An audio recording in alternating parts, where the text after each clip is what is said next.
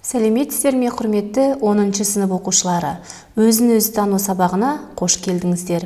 Бүгінгі сабағымыздың тақырыбы өзіңмен үйлесімдікте деп аталады. Сабақ барысында адамның сөзі, ойы, ісі тек қана жақсылыққа бағытталғанда, өмірде игі істер жасалып, адам өзімен өзі қоршаған ортасымен үйлесімдікте өмір сүруге мүмкіндік алатынын түсінетін боламыз. Енді сіздерді бүгінгі сабақтың дәйек сөзімен танысуға шақырамын.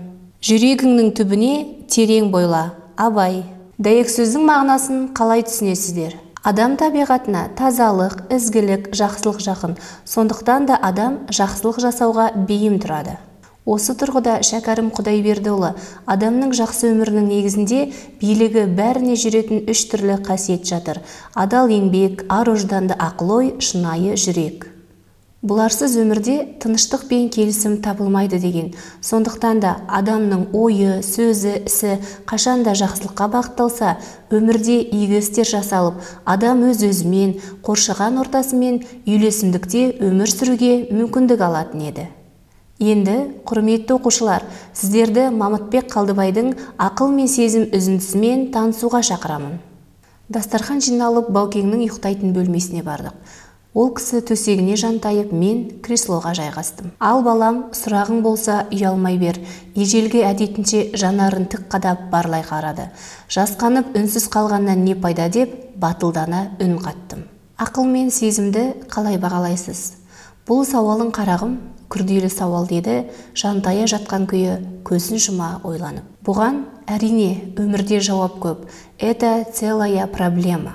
Аспаннан 4 кітап түсті дейміз ғой, сонда осылар бар. Сезім билеп кетсе, ұялып қаласың. Сезіміңді ауыздықтай біл. Ашу дұшпан, ақыл дос деген сөз бар. Бұл сезіміңе ерік бере берме деген сөз. Меніңше, сезім мен ақылдың айырмасы әжептеуір. Екеуін әркім әртүрлі түсінеді. Әрі беріден кейін қазақ көп ойланып, дұрыс қорытындыға келген дейді. Ол оңай емес. Екеуін парлап жолдас етпесең, ұялып, тіпті қарабет боп қалуың мүмкін. Сезім ұшқалақ келеді. Әрі беріден кейін 70-тен асып бара жатқан мен кейде сезімімді тежей алмай, ақымақтың ақылы түстен кейін кіреді деп өкініп қаламын. Екеуін қатар ұстай білсең, яғни сезімің ұшқалақтық істесе, ақылың тәйт деп қойса, немесе «Ей, сен мұнан сезбей отырсың ғой» деп ақылға көмектессе жақсы. Адамзаттың тарихында, қарағым, сүрініп жығылу, қателесу, асыра сілтеу секілді кемістіктің 80%-ын сезім істетеді. Абайламай сөйлеген ауырмай өледі деген мақал бар. Абайламай сөйлеу сезімнің тілі. Сол себепті қазақтың айтқаны дұрыс.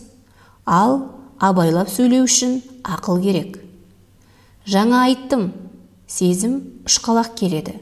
Ал ақыл мен сезімді қатар ұстаған кісілердің сезімі ұшқалақ келмейді. Оны интуиция дейді. Сезім мен ақылыңды қатар ұстай білу үлкен тәртіптілік, адамгершілік, жақсылық. Сол екеуінің басын қоса алмай жүрген адамзаттың 90%-ы өзін сезімге билетіп жібереді де, кейіннен ойбай деп опық жейді. Осы туралы Абай көп ойланған. Оны ол кісінің шығармаларынан оқысаң, түсінесің. Жаман мінез құлықтың көрініс беруінің түп себебі осыдан деп білемін. Сезім билеп кетсе, ұялып қаласың. Сезіміңді ауыздықтай біл. Ашу дұшпан, ақыл дос деген сөз бар. Бұл сезіміңе ерік бере берме деген сөз. Меніңше, сезім мен ақылдың айырмасы әжептеуір. Екеуін әркім әртүрлі түсінеді. Әрі беріден кейін қазақ көп ойланып, дұрыс қорытындыға келген дейді. Ол оңай емес. Екеуін парлап жолдас етпесең, ұялып, тіпті қарабет боп қалуың мүмкін.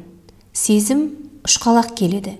Әрі беріден кейін 70-тен асып бара жатқан мен кейде сезімімді тежей алмай, ақымақтың ақылы түстен кейін кіреді деп өкініп қаламын. Екеуін қатар ұстай білсең, яғни сезімің ұшқалақтық істесе, ақылың тәйт деп қойса, немесе «Ей, сен мұнан сезбей отырсың ғой» деп ақылға көмектессе жақсы. Адамзаттың тарихында қарағым, сүрініп жығылу, қателесу, асыра сілтеу секілді кемістіктің 80%-ын сезім істетеді. Абайламай сөйлеген ауырмай өледі деген мақал бар. Абайламай сөйлеу сезімнің тілі. Сол себепті қазақтың айтқаны дұрыс. Ал абайлап сөйлеу үшін ақыл керек. Жаңа айттым, сезім ұшқалақ келеді. Ал ақыл мен сезімді қатар ұстаған кісілердің сезімі ұшқалақ келмейді. Оны интуиция дейді. Сезім мен ақылыңды қатар ұстай білу үлкен тәртіптілік, адамгершілік, жақсылық.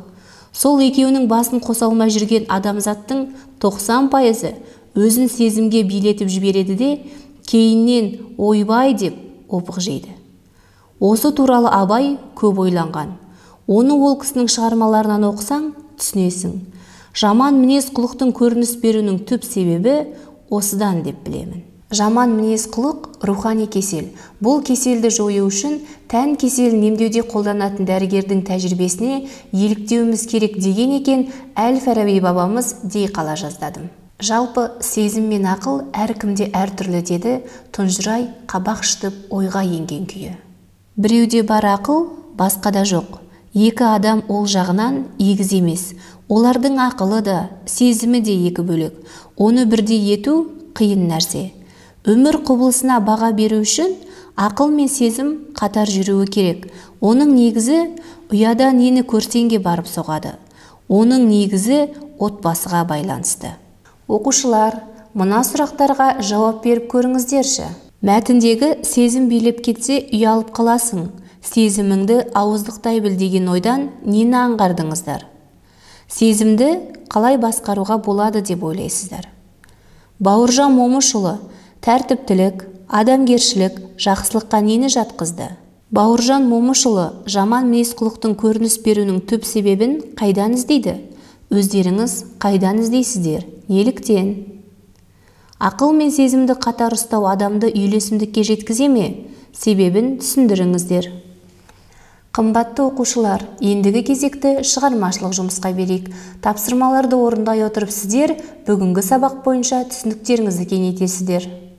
Абайдың тіл жүректің айтқанына көнсе, жалған шықпайды деген нақыл сөзін басшылыққа алып эссе жазыңыздар. Өлеңдерден берілген үзінділерді оқып, одан ақыл мен сезімді қатар ұстап, адамды үйлесімдікке жеткізетін қасиеттерді іріктеп алып, олардың әр қайсысына сипаттама беріңіздер. Ойы, сөзі, ісі ізгі жандар тақырыбындағы дөңгелек үстелдің бағдарламасын төмендегі қадамдарға сәйкес әзірлеңіздер. Тақырыпқа сәйкес кейіпкерлерді табу, тақырыпқа сәйкес әңгімелесуге сұрақтар дайындау, қатысушыларға сыйлық дайындау. Менің борышым атты жоба жұмысын орындау барысында жыл бойына әр күнде бір игі іс мақсатымен әрекет етуді жоспарлаңыздар. Жоба күнделігіне жазыңыздар. Қымбатты оқушылар, бүгінгі сабағымызды ақын Қадыр Мырза Әлидің өлең жолдарымен аяқтағым келеді. Келгенде көктемі, көңілін гүл басқан, шырағы көктегі, жұлдызбен сырласқан, өз елім менің, өзегім менің, жырыма қосып жүремін, төрімдеп менің, жерімдеп менің, соғады мәңгі жүрегім. Келесі сабақта кездескенше сау болыңыздар.